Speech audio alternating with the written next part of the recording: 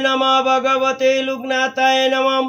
ओमे नमः वासुदेवाय नमः। गिरिधारी गोपीनाथे नमः। निमाई चांद बाउले नमः। सन्यासी बाबाय नमः। जय गुरु लुग्नाथ ब्रह्मचारी की जय। लुग्नाथम ब्रह्मचारी जुगेश्वर महात्मा रुग सुख दुख तापवश्च शांति प्रदाकरम नमो नमः। जदा जदाय जमैष्य ग्लानि भवति भारतम कामनं धर्मस्य तदत्तनंगे सृजनामं। रणे बने जले जंगले যখন যেখানে বিপদে পড়িবে লোকনাথে বাবার কথা স্মরণ করিবি। লোকনাথে বাবা বিপদ থেকে রক্ষা করিবেন। জয় গুরু লোকনাথে ব্রহ্মচারী কি জয়। লোকনাথে ব্রহ্মচারীর জীবনী গ্রন্থ কি জয়। বারাদিতে কাম রূপ সিদ্ধির প্রকাশ কতন কি জয়। অষ্টাঙ্গ যুগে সফল হয়ে যোগী যে অষ্টাদশ সিদ্ধি লাভ করেন তার মধ্যে একটি হইল কামরূপ সিদ্ধি। এই সিদ্ধি 10টি গৌণ সিদ্ধির অন্তর্ভুক্ত। এই সিদ্ধি বলে যোগী যুগ বলে যে কোনো প্রাণী বা দেব মূর্তি ধারণ করতে পারেন। বারাদিতে বাবা লোকনাথ ব্রহ্মচারী কয়েকবার এই সিদ্ধির প্রকাশ ঘটিয়েছিলেন। একদা বাবার এক ভক্ত তার মেয়ের বিয়েতে বাবাকে নিমন্ত্রণ করেন। তিনি বাবাকে স্বর্ণিবন্ধ অনুরোধ করেন অনুষ্ঠান দিবসে তার বাড়িতে উপস্থিত হয়ে মেয়ে জামাইকে আশীর্বাদ করতে। বাবা বললেন তিনি আশ্রম থেকেই মেয়ে জামাইকে আশীর্বাদ করবেন। কিন্তু নাচুর বন্দা সেই ভক্ত বারবার বাবার কাছে প্রার্থনা করতে থাকেন বিবাহ দিবসে তার বাড়িতে দর্শন দিয়ে মেয়ে জামাইকে আশীর্বাদ করতে। অগত্যা বাবা রাজি হন। অনুষ্ঠান দিবসে সন্ধ্যাবেলা সেই বাড়িতে সকলেই গভীর আগ্রহে অপেক্ষা করতে থাকেন। তখন ব্রহ্মচারী বাবা আসবেন। কখন ব্রহ্মচারী বাবা আসবেন? গৃহকর্তা একবার সদর একবার বিতর করতে থাকেন। হঠাৎ তিনি দেখেন একটি কালো কুকুর প্রবেশ করে সোজা ঘরে চলে যাচ্ছে। তিনি তখন এক লম্বা কাঠ এনে কুকুরটিকে মারতে মারতে বাইরে বার করে দেন। সেই কাঠের আঘাতে কুকুরটির দেহ অতি বিক্ষত হয় যে চিৎকার করতে করতে গৃহস্বামীর মুখের দিকে তাকিয়ে স্থান ত্যাগ করে।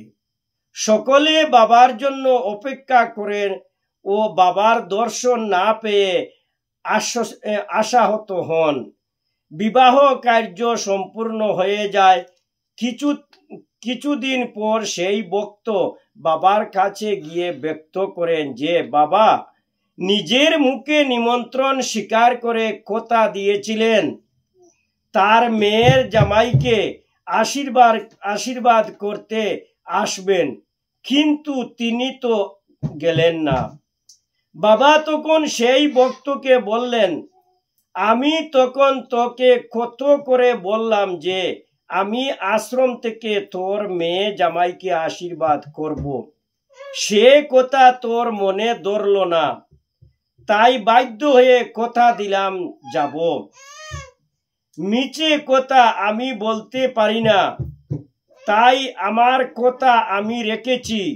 তুই যদি আমাকে চিনতে না পারিস তো আমার দোষ কি?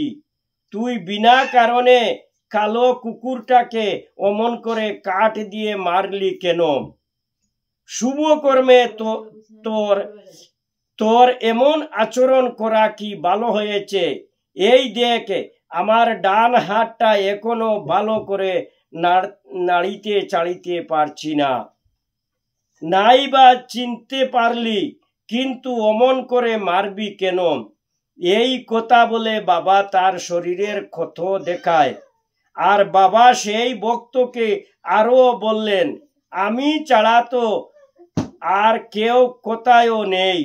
তোর যে ভগবানের নাম করিস সেও তো আমি ছাড়া আর কেউ নয়। 100 বছর ধরে কত অরণ্যে পর্বতে ঘুরেছি, এ শরীরে কতবার বরফের স্তূপ জমে গেছে, আবার তা গলে জল হয়ে গেছে, কিন্তু শরীরের সঙ্গে আমার সাক্ষাৎ হয়নি, ঈশ্বরের সঙ্গে আমার সাক্ষাৎ হয়নি। আমি দেখছি কেবল আমাকে, আর বুঝেছি যেখানে যা আছে তা সব আমারই ভিন্ন, আর কিছু নয়।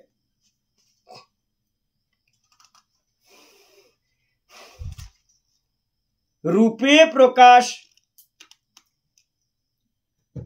এই ভক্ত তখন লজ্জায় অনুশোচনায় অশ্রু বিসর্জন করতে করতে বাবার পায়ে লুটিয়ে পড়ে ক্ষমা ভিক্ষা করলেন।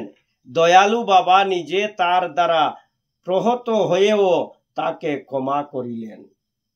এইরকম আর একটি ঘটনা ঘটেছিল আর একজন ভক্তের সঙ্গে। একজন ভক্তের পিতৃবিয়োগ হয়।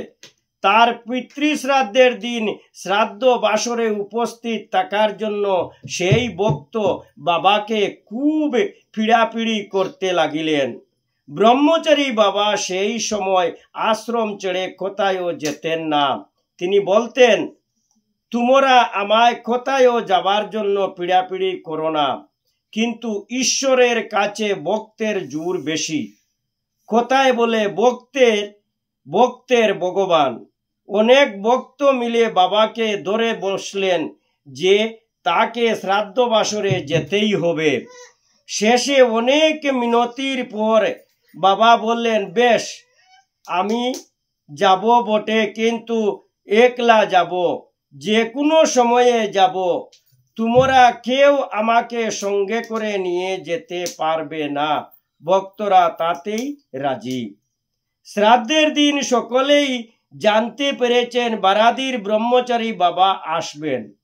সকলে অধীর আগ্রহে তাকে দেখবার জন্য অপেক্ষা করছেন। যখন শ্রাদ্ধের বেদিতে শ্রাদ্ধ কার্য আরম্ভ হলো, ঠিক সেই সময় একটি কালো কুকুর দৌড়ে এসে সেখানে দাঁড়ালো। সকলেই মার মার বলে করে চেঁচিয়ে উঠল। সকলেই বলতে লাগলো, কুকুর প্রবেশ করে শ্রাদ্ধ বাসর অপবিত্র করে দিয়েছে। একজন একটা চেলা কাষ্ঠ এনে সজুরে কুকুরের গায়ে কয়েক ঘা করিয়ে খসিয়ে দিল। কুকুরটা মার খেয়ে প্রথমে শ্রাদ্ধ বেদিত বসা গৃহস্বামীর দিকে করুণা ভাবে চাইল, তারপর ধীরে ধীরে প্রবেশদ্বার দিয়ে বেরিয়ে গেল। এদিকে শ্রাদ্ধ কার্য শেষ হয়ে গেলেও সারাদিনে বাবা লোকনাথের দর্শন কেউ পেলেন না। গৃহস্বামী মনে মনে ভাবতে লাগিলেন, ব্রহ্মচারী বাবা তো কখনো মিছা কথা বলেন না, নিশ্চয়ই বাবার শরীর খারাপ হয়ে থাকবে। তিনি চিন্তান্বিত হয়ে পড়লেন। রাতে সব কার্যকর্ম মিটে গেল। তিনি বারাদি আশ্রমে এলেন ব্রহ্মচারী বাবার খোঁজ নিতে। আশ্রমে এসে তিনি দেখেন বাবা শুয়ে আছেন। তিনি বাবাকে জিজ্ঞাসা করেন, বাবা কেন তার শ্রাদ্ধ বাসরে যেতে পারলেন না? বাবা তখন তাকে বললেন, এত আদর করে নিমন্ত্রণ করে শেষকালে এমন প্রহার। বাবার মুখে এই কথা শুনে ভক্ত তো আশ্চর্য হয়ে গেলেন। ব্রহ্মচারী বাবা তখন বলিলেন, বাবা, কালো কুকুরটি কি অপরাধ করেছিল যে তাকে এত কঠিন অভ্যর্থনা করে তাড়ালে? সকলে একথা শুনে বিস্ময়ে হতবাক হয়ে গেলেন। কারো মুখ দিয়ে কোনো কথা বেরোলো না। সেই ভক্তটি অধবদনে দাঁড়িয়ে রইলেন। অন্যান্য ভক্তগণ তখন তাকে বলিলেন, বেলা দুপ্রহরের পর ব্রহ্মচারী বাবার ঘর থেকে একটা কালো কুকুর বার হয়ে গেল, আর ঘরের মধ্যে বাবাকে আর দেখা গেল না। কিছুক্ষণ পরে সেই কালো কুকুরটি আবার এসে বাবার ঘরে ঢুকলো। তখন ঘরে এসে দেখা গেল ব্রহ্মচারী বাবা যেন বাইরে থেকে এসেছেন। দেখা হওয়া মাত্র বললেন, শ্রাদ্ধ বাড়িতে বেশ কিছু খেয়ে এলাম। এই কথা শুনে সেই ভক্তের লজ্জায় সীমা রইল না। তিনি অনুশোচনায় কেবল অশ্রু বিসর্জন করতে লাগিলেন।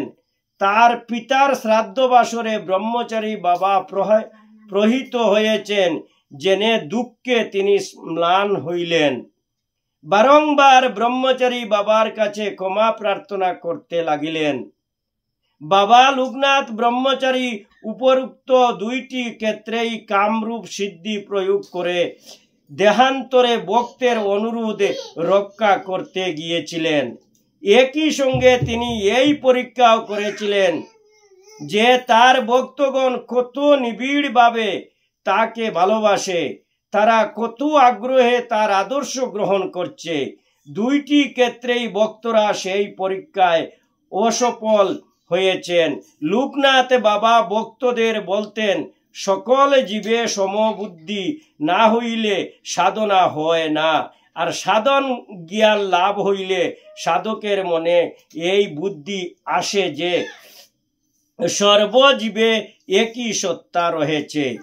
তিনি সকল ভক্তকে বলতেন, সকল জীবের মধ্যে তোমার সত্তা আর তোমার আত্মা আর সকল প্রাণীর আত্মার উপাদান একই। এই ভাবটি সকলের মধ্যে তিনি বৈদ্যমূল করতে চেয়েছিলেন যে ঈশ্বরকে আপন আত্মা ও এই বিশ্ব চরাচর থেকে পৃথক করে দেখলেও খুঁজে কখনো তাকে পাওয়া যাবে না। ঈশ্বরকে আপন আত্মার মধ্যে এবং এই আত্মাকে সর্বভূতের মধ্যে বিচিত্র রূপে দেখাই হলো প্রকৃত ঈশ্বর দর্শন। নিজের আত্মাকে যদি নিজের মধ্যে দর্শন করতে সমর্থ হও, তবে নিজের মধ্যে ঈশ্বরকে দর্শন করতে সমর্থ হবে। বাবা লোকনাথ সকলের আত্মার বিরাজমান, আমরা তাকে চিনতে পারি না। তিনি বিভিন্ন লীলা দিয়ে তিনি এই কথাই ভক্তদের বুঝিয়ে গেছেন, কিন্তু আমরা কি তা বুঝতে পেরেছি?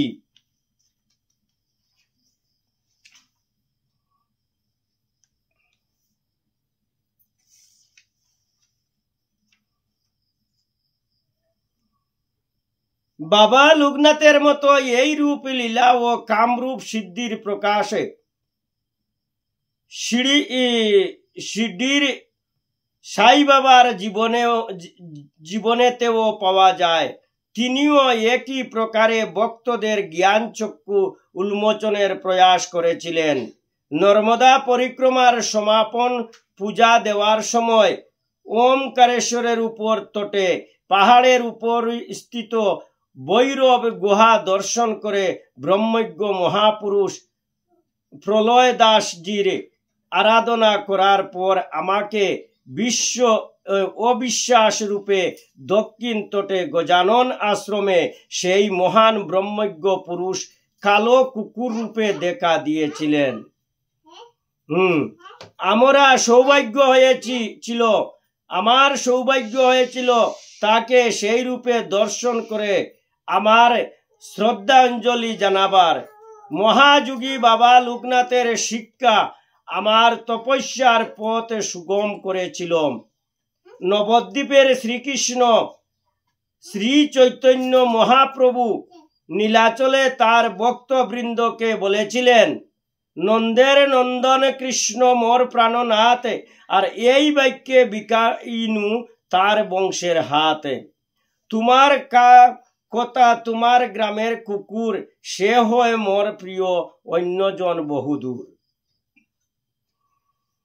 এইবার উল্লেখ করেছি বাবা লোকনাথ ব্রহ্মচারীর কামরূপ সিদ্ধি প্রকাশের আর একটি অন্য চমকপ্রদ ঘটনা। একদিন বারাদি আশ্রমের গোয়ালিনী মা ব্রহ্মচারী বাবার কাছে গিয়ে বললেন, বাবা, আমার এক আত্মীয় কালীঘাটের কালীর নামে মানস করে ফল পেয়েছে। সে এখন ওই মানসের টাকা ও পূজা সামগ্রী কালীঘাটে পাঠাতে চাইছে। আপনার কাছে তো কলকাতার কত লোক আসে, তাদের কারো সঙ্গে যদি ওই টাকা আর পূজার সামগ্রী পাঠিয়ে দেওয়ার ব্যবস্থা করেন তবে তো ভালো হতো। গোয়ালিনী মার কাছে এই কথা শুনে বাবা বললেন, ওই টাকা আর ও পূজার সামগ্রীকে আমার কাছে পাঠিয়ে দাও, আমি কালীঘাটের খালি। বাবা লোকনাথকে ভগবান জ্ঞানে ভক্তি শ্রদ্ধা করতেন গোয়ালিনী মা। বাবার কত ভগবত লীলা চাক্ষুষ করেছেন তিনি।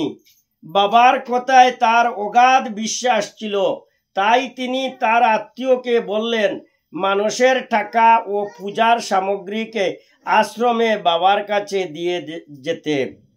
পরের দিন সকালবেলায় গোয়ালিনী মার আত্মীয় এসে মানুষের টাকা ও পূজা সামগ্রী আশ্রমে দিয়ে গেল।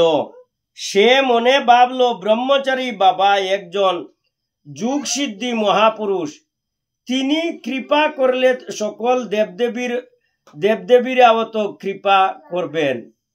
তার কাছে পূজা দেওয়া মানেই কালীঘাটের কালীর কাছে পূজা দেওয়া। তারা গোয়ালিনী মার জিম্মায় মানুষের টাকা ও পূজা সামগ্রী দিয়া দিলেন। বাবা লোকনাথ সেই সময় তার আসন ঘরে ধ্যানবিষ্ট ছিলেন। গোয়ালিনী মা মানুষের টাকা ও পূজা সামগ্রী নিয়ে বাবার আসন ঘরে প্রবেশ করলেন, কিন্তু এ কি? সামনে উনি কি দেখছেন? বাবার আসনে বাবা নেই, তার স্থানে আসেন উপবৃষ্ট করাল বদনা কালী মাতা। তিনি তার চোখকে বিশ্বাস করতে পারছিলেন না। তিনি একজন নিরক্ষর মহিলা, জপ তপ সাধন ভজন কিছুই তার জানা নেই। তিনি কেবল অবিচলিত ভক্তি দ্বারা একনিষ্ঠ ভাবে আশ্রমে বাবার সেবা করেন। আর বাবা অনেক ঈশ্বরীয় লীলা তিনি প্রত্যক্ষ করেছেন। সেই জন্য সামনে এমন অবিশ্বাস্য লীলা দেখে তিনি বিস্মিত হয়েছেন, কিন্তু ভীত হননি।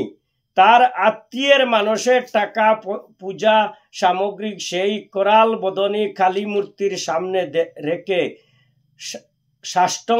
সাষ্টাঙ্গে পরম ভক্তি ভরে কালী রূপে বাবা লোকনাথকে প্রণাম করেন। তিনি বেরিয়ে এসেছিলেন।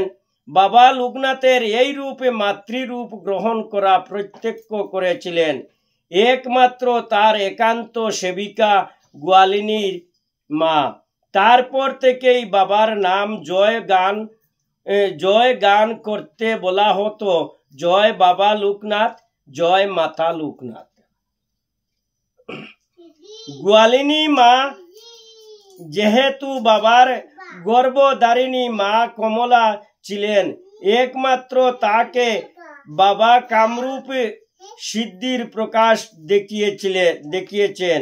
একদিন গোয়ালিনী মা বাবার কাছে পুরীর জগন্নাথ দর্শনের ইচ্ছা প্রকাশ করেন। তখন ব্রহ্মচারী বাবা, আমি সেই জগন্নাথ, এই কথা বলে তাকে নিজ দেহে জগন্নাথ মূর্তি দর্শন করিয়েছিলেন। এই কথা গোয়ালিনী মা পরবর্তীকালে বাবার প্রিয় শিষ্য যামিনী কুমারকে বলেছিলেন এবং তিনি এই অপূর্ব দর্শনের কথা লিপিবদ্ধ করে রেখেছিলেন। বারাদিতে যামিনী কুমারের নিজ লেখা থেকে এই তথ্য জানতে পারা গেছে। বাবা লোকনাথ ব্রহ্মচারী ছিলেন একজন মহাযোগী। অষ্টাঙ্গ যুগ শিক্ষার সময় তিনি আচার্য ভগবান গাঙ্গুলির কাছে ত্রিগুণাত্মক হবার যে শিক্ষা পেয়েছিলেন এবং কঠোর যুগ সাধনার দ্বারা নিজের মধ্যে সেই শিক্ষা বলে তত্ত্বগুণের উৎকর্ষতা বৃদ্ধি করে তিনি যে ধারণা অনুষ্ঠানে সফল সিদ্ধি লাভ করেছিলেন তাতে কামরূপ সিদ্ধি প্রাপ্ত হয়ে তার মনে যে ধারণার উদয় হতো তিনি সেই রূপে পরিগ্রহ করতে পারতেন। কামরূপ সিদ্ধি যোগী নিজের মনে যে দেবতার ধারণা করেন তার দেহ সেই দেবতার রূপ গ্রহণ করে। একত্রে কামরূপ সিদ্ধি প্রয়োগ করে বাবা গোয়ালিনী মার কথায় কালী রূপ ধারণ করেছিলেন। মহাযোগী বাবা লোকনাথ ব্রহ্মচারী সুদীর্ঘকাল অতি কঠোর যুগ সাধনার দ্বারা যে অষ্টমুখ্য 10টি গৌণ ও 5টি অন্য সিদ্ধি প্রাপ্ত হয়েছিলেন, অতি উচ্চ ঈশ্বর কুটির যুগ সিদ্ধি মহাপুরুষ ভিন্ন অন্য কেউ এই রকম সিদ্ধি প্রাপ্ত হতে পারেন না। অনেক সাধক হয়তো কঠোর সাধনা বা একনিষ্ঠ ভগবত প্রেমের দ্বারা ভগবত কৃপা বা ভগবত দর্শন লাভ করতে পারেন বা কিছু সিদ্ধি বা তার সফল স্বরূপে কিছু বিভূতি লাভ করতে পারেন, কিন্তু সেই দেহ কোনো দেবতা ধারণ করতে পারেন না। যুগ সাধনায় অতি উচ্চ স্তরে কোনো ঈশ্বর কুটির যোগী যখন নিজের মধ্যে পূর্ণ ব্রহ্মরূপে দর্শন করতে সমর্থ হন তখন তার পঞ্চভূত দেহ দেবদেহে রূপান্তরিত হয়। এই রূপ অবস্থায় যোগীর দেহে সব সিদ্ধির প্রকাশ ঘটে, কিন্তু সাধারণ মানুষ সেই যোগীর দেহে এই দেবরূপে দর্শন করতে সমর্থন হন না।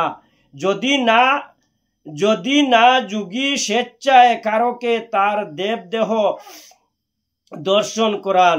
একমাত্র কোন সিদ্ধি যোগী ব্রহ্মাণ্ডে কোন মহাপুরুষের দেবদেহ দর্শন করতে সমর্থ হন। শ্রী বিজয় কৃষ্ণ গোস্বামী একজন সিদ্ধ বৈষ্ণব যোগী হিসাবে বা লোকনাথের দেহে সকল দেবতার অবস্থান দর্শন করেছিলেন, আর বাবা স্বেচ্ছায় তার যুগদাত্রী বা কমলাকে কালী রূপে দর্শন দিয়েছিলেন। ওম নমো ভগবতে লোকনাথায় নমঃ। ওম নমো ভগবতে বাসুদেবায় নমঃ। হে দয়াময় বাবা লোকনাথ ব্রহ্মচারী, তোমার এই কামরূপী সিদ্ধি যুগে অধ্যা পাঠে যদি আমার কোনো ভুল ত্রুটি থাকে অদম জানিয়া ক্ষমা করিবে নিজ গুণে। জয় গুরু লোকনাথ ব্রহ্মচারী কি জয়। জয় জয় বাসুদেব কি জয়। হে ভক্ত বৃন্দ, বাবা লোকনাথ ব্রহ্মচারী কামরূপী সিদ্ধি যুগে পাঠে যদি পাঠ করেছি, যদি আপনারা শুনে যদি আপনাদের ভালো লাগে এই চ্যানেলে জয় বাবা লোকনাথ লিখে একবার লাইক করে দিবেন, যাতে প্রত্যেকে ভক্তের কাছে বাবা লোকনাথের কথা পৌঁছতে পারেন। জয় গুরু লোকনাথ ব্রহ্মচারী কি জয়। বল হরি বল হরি বল হরি বল।